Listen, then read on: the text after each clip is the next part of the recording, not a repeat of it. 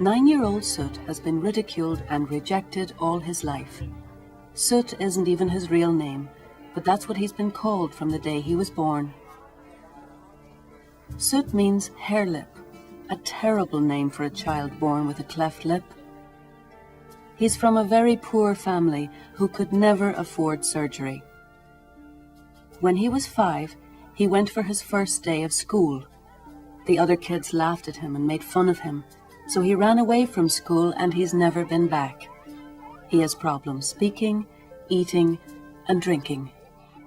Can you open your mouth wide?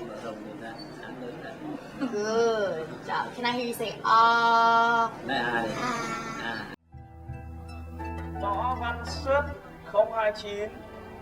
That's Soot. I'm so happy he's been chosen. He's eager. He's old enough to understand how this will change his life. Soot's one of the first children to have surgery this morning, and he's ready to go. Here we go.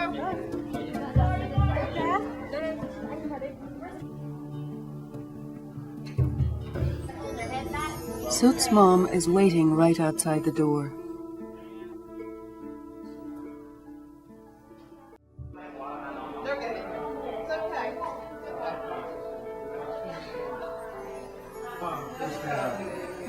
To see a mother's face light up when she sees her child's face transformed, the gratitude beyond words. They come out and you just see a whole new person, a whole new beginning. It's almost like they're reborn.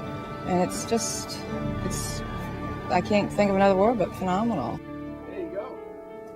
Are you going to be a doctor now? Cháu cười to lên rồi cháu cười lớn lên. Cháu cười, con cười.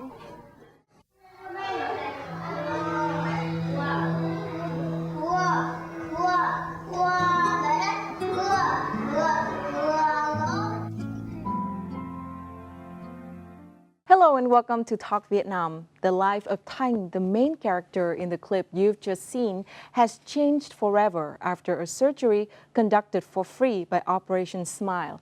Thanh is among the nearly 60,000 children throughout Vietnam ever operated on by volunteer doctors from this organization. Let's find out more how Operation Smile has gifted those born with cleft lips and cleft palates in Vietnam new smiles for new lives over the last 30 years. And it's our honor to have here with us today the co-founders of Operation Smile, Dr. Bill McGee and his wife, Kathy McGee. Thank you so much for joining our Talk Vietnam today. Yeah, we just watched a clip about the story of Thanh, the little boy. Can you tell us more about Thanh and his situation, and how did Operation Smile found him and gave him treatment? Yeah, well, actually, that child was one of our patients that we screened, and the mom called him Soot, which means cleft child. Yeah. So it's not very nice to have that name. Yes. And so then we did the surgery, and after that, he was a different child. yeah. And it's everything changed, I think, in his life. I always remember the picture. He had never gone to school before. And always remember the picture that they took when the photographer went back maybe 4 or 5 months later to his school. And they asked him, who's your best friend? And there's this beautiful little girl that was there, and it was him looking at this little child, and the two of them with this childish, almost grins on their face. And the beauty of the two of them now being totally normal people and able to communicate in a way that he had never been able to communicate before.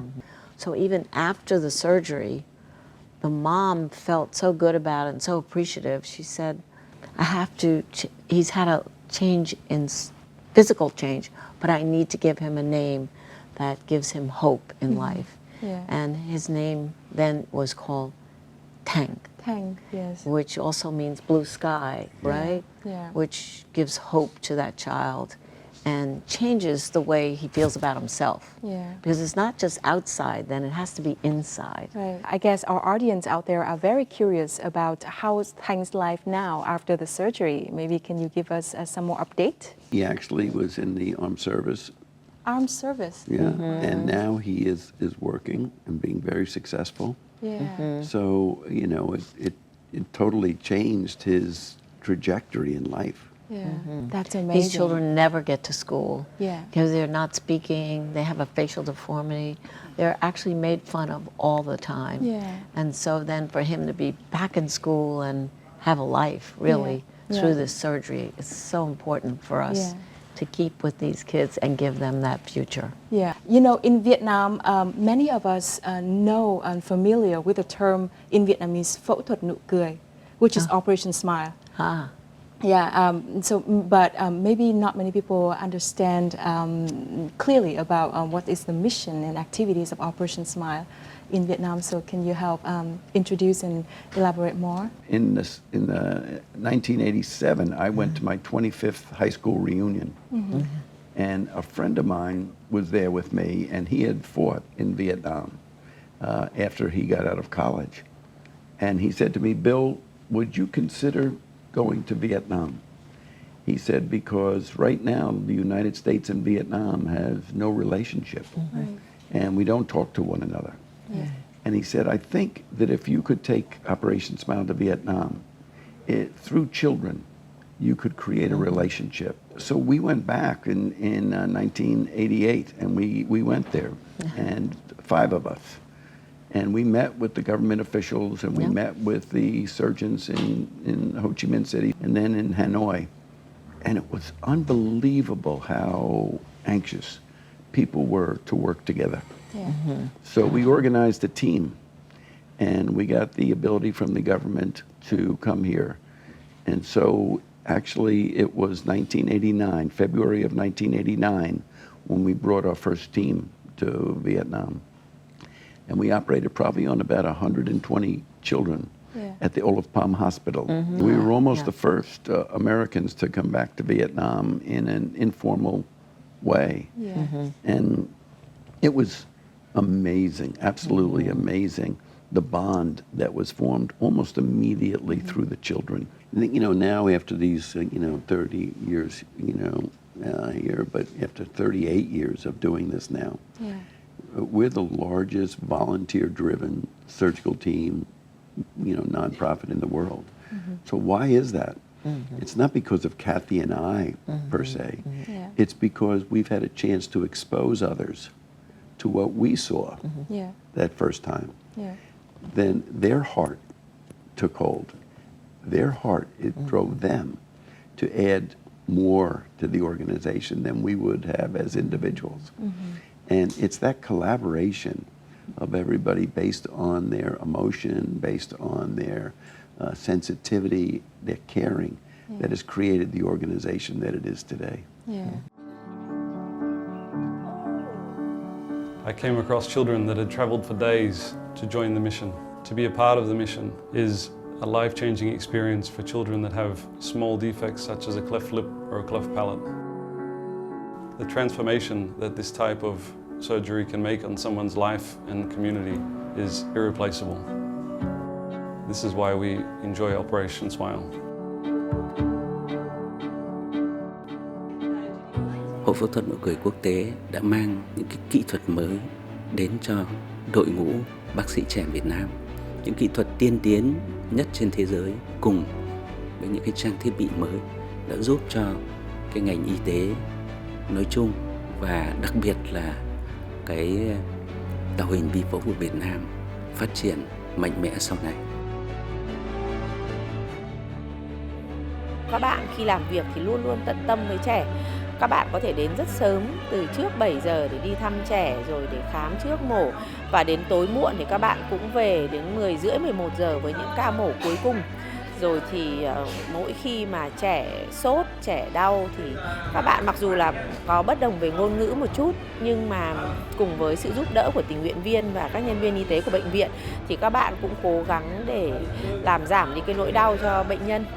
Thì đấy là những cái mà mình nhìn thấy rằng là thật sự là các tấm lòng rất đáng quý. These children may never know your name, but they will, they always thank you. They truly, truly thank you for giving them a life. When you see a parent come up and they just bend and thank you. We're sending that thank you out to you. So thank you very much.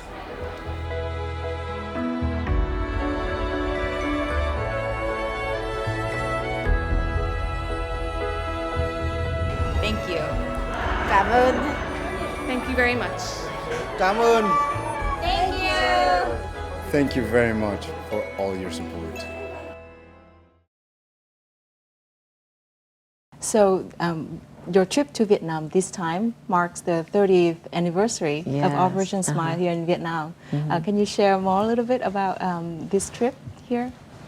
Well, to us, it's very personal. It's not just a medical trip. I can tell you a story that's very personal to both of us. Is on the very first trip we took back in 1988, there was only 5 of us. Yeah. And one was John Connor, myself, 2 other people, but also our 17-year-old son. And he was with me the whole time. 20 years later, he and his wife were unable to have children. And they decided to adopt a Vietnamese child and adopted a beautiful, beautiful little Vietnamese girl who was 3 days old when she was left at an orphanage and 3 months old when they adopted her. Right. And she's now 13. And just this beautiful, beautiful child. It's such a blessing to our family. Yeah. And when you think about that, here, why Vietnam? Why would he decide on Vietnam? It's because I think when he was 17, he fell in love with the Vietnamese people. And I think that the more that people can see the culture and the personality, the people of Vietnam, you can't help but be impressed by what an incredible country it is. Yeah. By the time 1988 came around, we were in 5 different countries by that time, because each friends told their friends, and we just kept trying to raise money and supplies and equipment, and everybody who came was as touched as we were. So it just organically grew on its own. Now we have somewhere around 10,000 medical volunteers who we can access now through here to help in China or to help in the Philippines or in India. Everybody kind of pulls together. So, you know, everybody can do a little piece to make the world a better place. So it's really interesting too, because now we'll put out 150 missions this year. We have about 8,000 to 10,000 medical volunteers, as Kathy said. Yes, and it's the Vietnamese now traveling to sub-Saharan Africa, maybe. That's amazing. Or to the Middle East to share their skills with these people. So it joins our world together. And it is just amazing how people are willing to help. Nguyễn Thị Trang is a native to the northern province of Ninh Bình. Her 6-month-old son, who was born with cleft lip and palate, just underwent an Operation Smile free surgery at the Hanoi-based Military Central Hospital 108. Sau em mổ oan thì cháu tốt hơn nhiều, với lại là cháu dễ ăn uống hơn trước kia nhiều nữa, nên là cháu không bị sặc. Surprisingly, Chang herself also received a similar surgery from Operation Smile 26 years ago. Lúc bệnh bây giờ thì là chưa có máy móc để mà siêu âm. Vâng. Thế đến lúc mà khi cháu sinh cháu ra đấy thì là cháu bị hàm ếch không bú được. Đêm hôm là dậy là vắt sữa cho cháu ăn bằng thìa. Tất cả các bác sĩ và trong bệnh viện các bác là nói chung là đều là chăm sóc tốt. Cháu mổ xong thì cháu về thì bố mẹ là rất phấn khởi. Con mình nó bị một tí như vậy thì đi ra bên ngoài là mọi người ta nhìn vào thì nó cũng, bố mẹ thì cũng hơi tủi thân. Nhưng mà đến khi lúc mà cháu làm xong rồi thì hoàn toàn là bố mẹ là đều khác hết, về là vui vẻ không có sao cả. Khác hoàn toàn nhỉ. Đấy, lần trước mình bé thì mình đi, nói chung là các bạn hay đeo ấy, mình cũng không tin. Nhưng mà lớn dần thấy bình thường. Sau em mổ thấy là mình vẫn hơn người khác rất là nhiều. Nhiều người vẫn thiệt thòi hơn mình nhiều lắm. The surgeries have completely changed Chang and her son's lives, just like it did for Lý Thị Hải, unknown woman from Tuyên Quang province. Her son, 2.5 years old, was born with cleft interior palate. His surgery was a success. Cháu ăn giờ em chưa thấy là nó hiện tượng nó không ra múi nữa rồi ấy. Thế là đối cái chỗ đấy chị ạ, không mà cứ ăn là nó chảy ra múi. Em cũng chắc hy vọng là mai sau con mình nó chắc là thay đổi chị ạ. Tại vì những cái cô bác sĩ cũng dạy là về phải dạy con mình nói những từ, nói dạy con học đọc đấy. Vâng, chu đáo lắm chị ạ. Đấy, cẩn thận với mình, thế là cũng yên tâm chị ạ. The surgery was done free of charge. Operation Smile also helped Hai and her son with meals, accommodation and travel.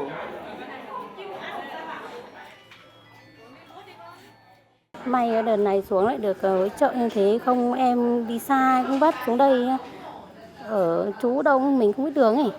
Thế là xuống đây may ở lại ăn ở như thế đỡ vất vả nhiều chị ạ. Thực sự là nhà nông mình thì may mắn, thật là đối với mẹ con nhà em với lại cả những người mẹ khác ấy. Đợt này thật sự là rất may chị ạ. Là em cũng chẳng biết nói gì hơn là em rất cảm ơn thôi.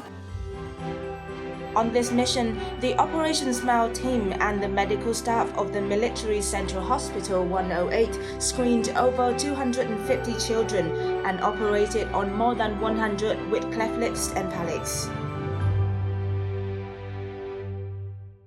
Our VTV crew, we came to the Military Central Hospital this morning to report on the activities of Operation Smile.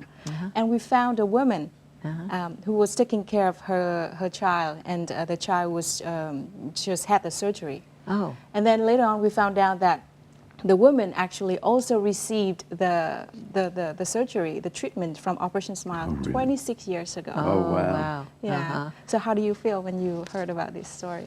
Well, actually, I guess we have two feelings. Like, we know this is a possibility, but what has stimulated us is to look into research.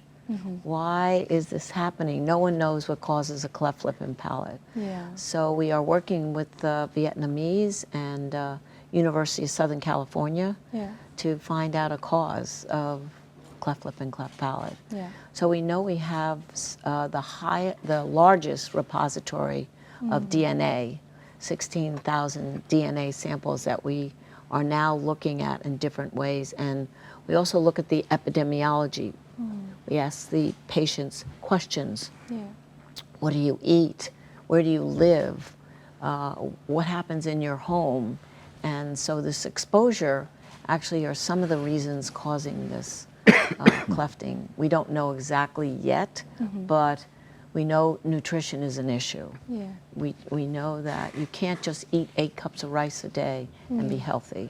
We know that maybe you live in an environment that exposes you to factories that are throwing out all these toxins, or are you cooking over a stove in your home and you're inhaling toxins? We're seeing a higher, we don't know that causes it, but a higher percentage of women that we see cooking over these stoves are having these issues with clefting children. So we're really charged now to take a look at this and see what are the causes, and maybe we can prevent it.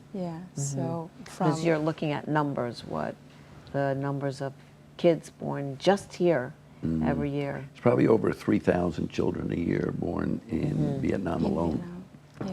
There's probably 1 out of every 700 children are born with a cleft, but in a population as large as yours, that really gets it down to a couple of 100,000 people in the country that have clefts. And so you have great doctors and nurses and anesthesia providers, but when you have that large a number, to try and catch up to the backlog is huge. And that's why we're so blessed that people are willing to come up from all over the world to help the Vietnamese. But the Vietnamese on their own, as Cass said, have now operated on about 60,000 children since we started.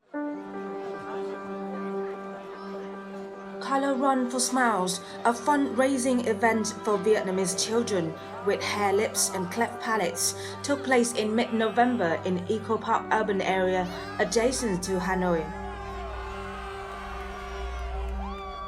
This was the first time Operation Smile Vietnam ever organized such an event by itself, drawing the attention of some 2,500 participants.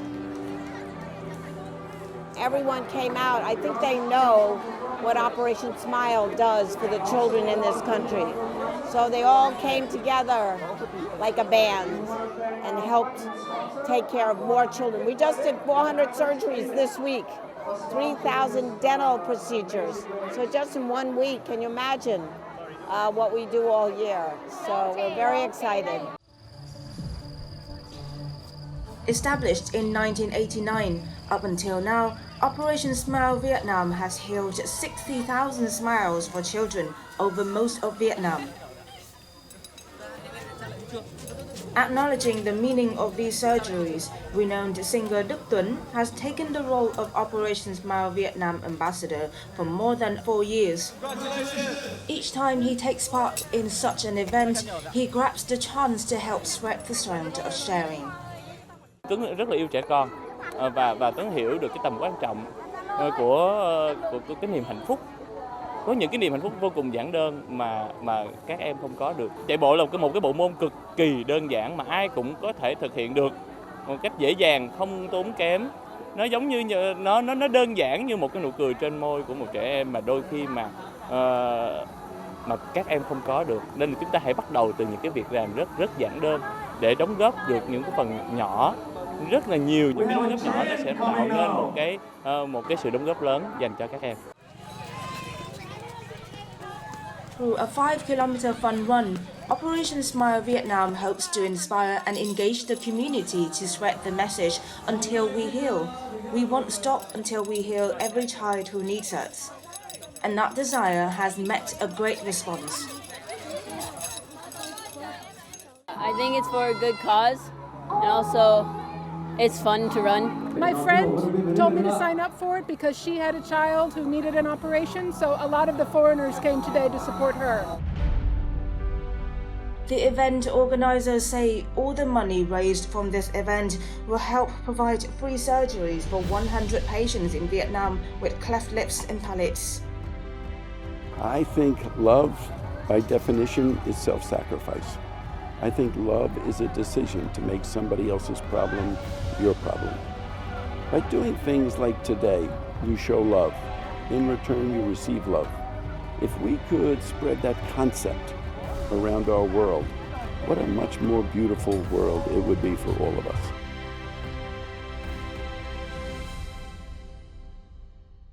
To be able to give free treatment for Yes. all of the cleft lips and cleft palate patients, you have to involve different stakeholders in the We do. society. Fundraising is a very important activity. Yeah. So maybe can you share more about how did you engage all of the stakeholders as business, corporate, or individuals? By just going out and meeting them and telling them the story and showing them a video and bringing a tear to their eye. If you can reach people's hearts and their emotion, then they're willing to help you. People don't, I think we always realize that. They don't know what to do, but if they get involved, we know they can use their talents to change a life. Yeah. We know that. And for people to realize that, you know, whether they give $1 or $1 million, Yeah. they're helping somebody. Yeah. But we can't do this without their support. Yeah. Right. And use the different skills of the business community, the medical community, the everyday citizen, the students who are in the student clubs, the runs that go on where people, you know, force themselves to go beyond themselves. Yeah, right. Just get the communities involved and generous and caring. Yeah. And, you know, think if everyone who listened to this show said, I'll give $1. You know, what if every citizen, the 100 million people in your country said, I'll give $1. That'd be $100 million. Why not? I mean, it's that expensive. Yeah. And I think that there's so many wonderful, wonderful people today. On this trip, for instance, there's a wonderful, wonderful human being named Conrad Hilton, who's the third generation of Hiltons that started the Hilton hotels. Yeah. Years ago, he got involved with us, with the Hiltons, Yeah. and to date have given us so much money and support and friendship along the way. You couldn't do it without the foundations. You couldn't do it without the Right. the companies, the products. it's the gift that they're able to give us. They take their strength, combine it with the strength of another individual or corporation, and together they create something that no one can create by themselves. And we are very honored to have here with Talk Vietnam today, Mr. Conrad Hilton III, a board member of Hilton Foundation. Thank you so much for joining Talk Happy Vietnam. to be here. Thank you. Yeah. So what's so special about Operation Smile that made Hilton Foundation decide to keep supporting over the years? Well, let me first tell you about the foundation a little bit. And the foundation was created about 75 years ago, but it was funded by the hotel chain that my grandfather started, and that celebrated its 100 years this year as well. The Hilton Foundation chose Operation Smile, and of course, for what they did in basically changing a life, what was that, one smile at a time. I mean, they were so direct. They go into the field, they see a condition it's quite prevalent around the world, and that could cause social scars, alienation in communities, and they get the doctors together, they fix that, and it changes a person's life. Really what sustains this is the love for children, is the hearts of the volunteers. So I've been proud to stand with these people, with this organization on their 30th anniversary. I would just like to tell the story of this, I don't know, Conrad, I don't think you were in the OR, but we were just in the operating room in Ho Chi Minh, first patient. And our surgeon that has been with us almost 30 years, her father started before her. And she did a beautiful job on this surgery because you have to pay attention to making sure your lip comes together properly, or if you tighten it up too much, it can be short. She paid a lot of attention to every single stitch she put in. And then, you know, we sat there and we were waiting for the child to wake up to at least bring him into the post-op area.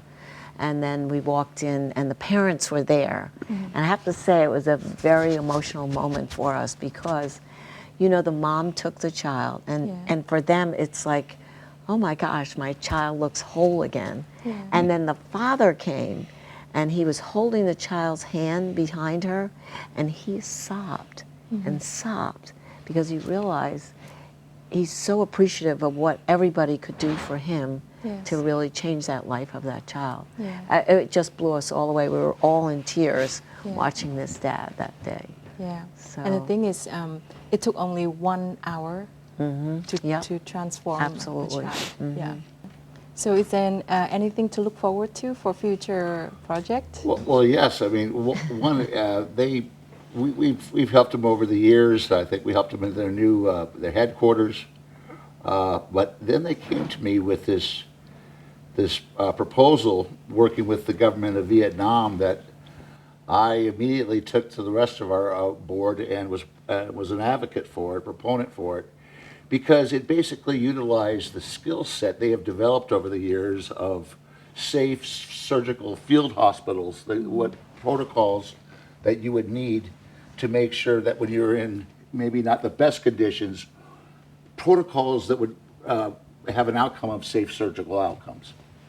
And I thought that made a lot of sense because look at how we fly today. And it's a simplistic analogy, but it's still I think a good analogy. The checklist that pilots go through before, and these have been developed over time and decades. But there's a checklist when the pilots get in the plane that they go through before they take off. Well, why not have a similar checklist before you go into an operating room? I mean, I'm told that 1 out of 3 diseases require surgery. But their government being able to put in to work with these people, this organization, other smart people like WHO, but to develop safe surgical protocols. And once you develop them, with your country being able to put them in all 1,400 of your hospitals. And I would just imagine, because I've seen similar studies, but I would imagine that it would be a statistical significance, a statistically significant drop in mortality and morbidity rates. And this would not just serve the interest of Operation Smile and its people, nor of the people of Vietnam, but I think it would be a testament to the rest of the world to see what you can do when you get together and to follow certain standards. Yeah. Let me add to what Conrad has just said, because it is a big, big deal at the World Health Organization, the WHO. And it was Vietnam that introduced, along with Zambia, to the whole body of the World Health Organization, all the nations involved with that, that these standards should be established for surgery worldwide.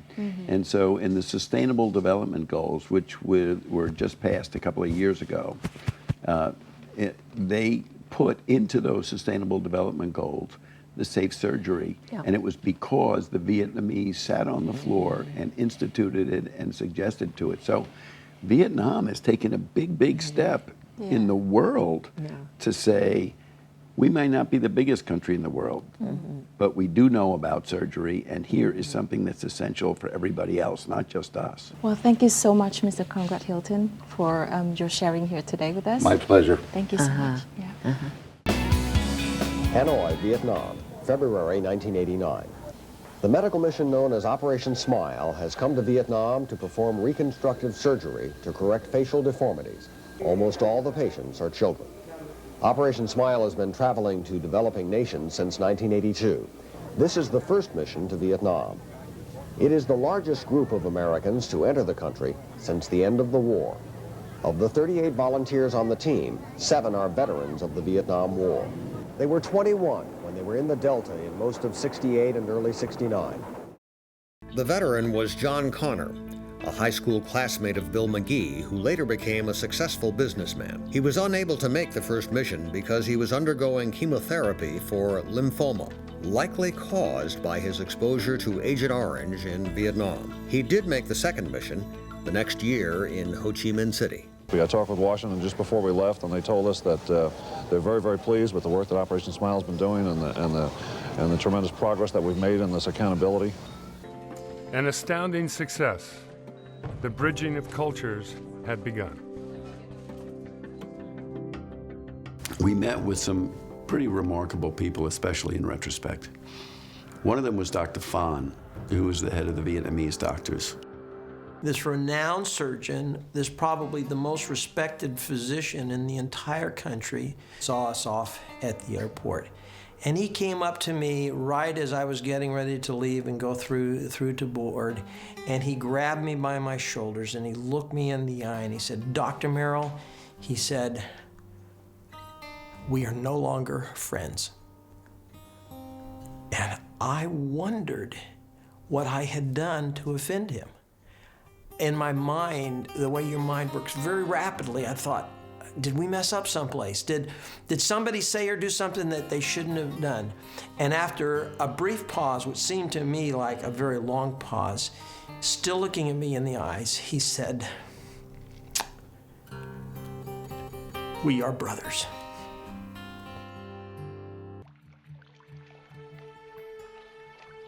In 1992, unfortunately, John Connor died of his Agent Orange lymphoma.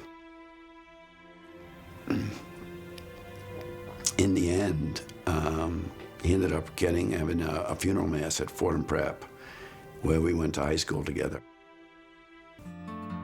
John's loss galvanized Operation Smile's commitment to the children and families of Vietnam, and the missions continued, one after another. I want to go back a little bit about the very early day when Operation Smile entered Vietnam. Together with you, there were John Connors and Dr. Merrill. Yes. Yeah, Dr. Merrill just died very recently, just a couple of months ago. And wonderful, wonderful man. He was a surgeon that was in practice with me, and for the very first trip to Vietnam, he was on that trip. He did microsurgery. And he came over here 10 years in a row working with the doctors at the military hospital in 108 and working side by side with them. John Connor was just an incredible human being. Unfortunately, he died in 1992. And it was very difficult. I had become very, very close to John because of what we did after our 25th high school reunion. And you know, we both learned a lot about the world together because of his idea. I was asked to give the eulogy at his funeral, which was one of the most difficult things I've ever had to do. But you know, I think he lives on today in a lot of people's hearts. Yeah, and their legacy is still here, and you are helping them to, you know, continue the legacy and helping more people. Yeah, thank you so much. I can see that you are very emotional. Yes. Yeah. Is there anything else you want to share about John Connors or Dr. No, I just Maria? think it's the lesson that this friend was able to teach me that allows us to share that lesson with other people. And so today, to share it with the people that watch this and say, what am I doing to teach my fellow man? Or to do teach my good things? children. Yeah. And those are the things that we should be thinking about. Not how much money we make or how successful we are, not that that's bad, but how do we share what we have, what the gifts we have with other people? Yeah.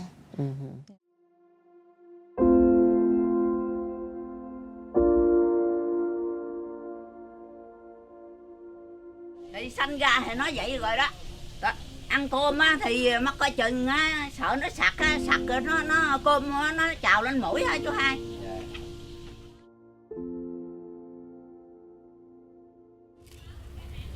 Bú vô cái là nó ọc cái trong miệng á, nó trào ra, nó nuốt đâu được đâu chú hai. Bú vô cái là ọc ra.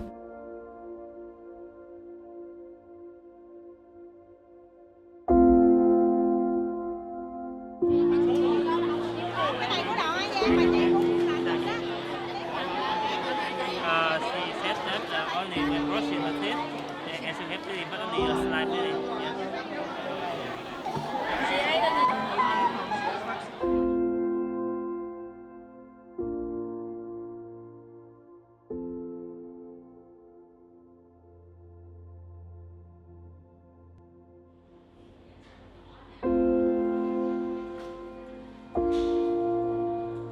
Hỏi giờ có yêu chồng nhiều không? Nữa. Nó trả lời quá. Mới thương đầu lòng anh nổi anh nấu tôi nào cũng trả lời.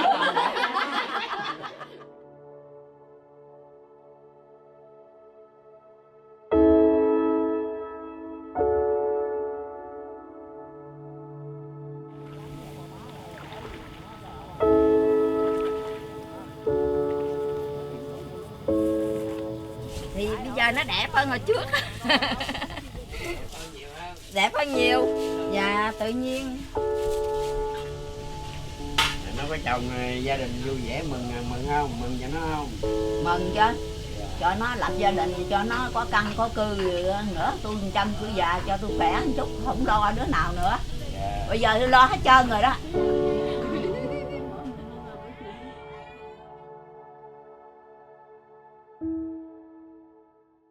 You still remember the story of Day? Yeah. Yeah. She had gotten married, and now she's had a child, so it's gone full circle for her. Yeah. Not to have a life, now to be married, now to have a child.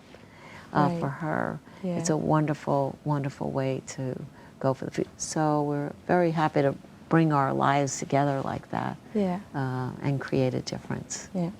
What about children who have cleft lips or cleft palates? How can the family of those children access to the support of Operation Smile? All they have to do is they can go to the Facebook, they can go to the website. There's a phone number that they can call. It's 0904885555. Yeah.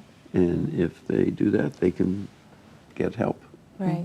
We're there for them. Yeah. Yeah. Yeah. Thank you so much. Yeah. I want to ask more about the financial aid, the support that you help those kids. It's not just the surgery, but also, for example, people in mountainous areas. Oh, yes. Or people of ethnic backgrounds. So you also support them with the living and the travel expense. Yes, we do. Yeah. So maybe can you share more about that? Yeah, I think they shouldn't worry about if they don't have money, and we support their travel here.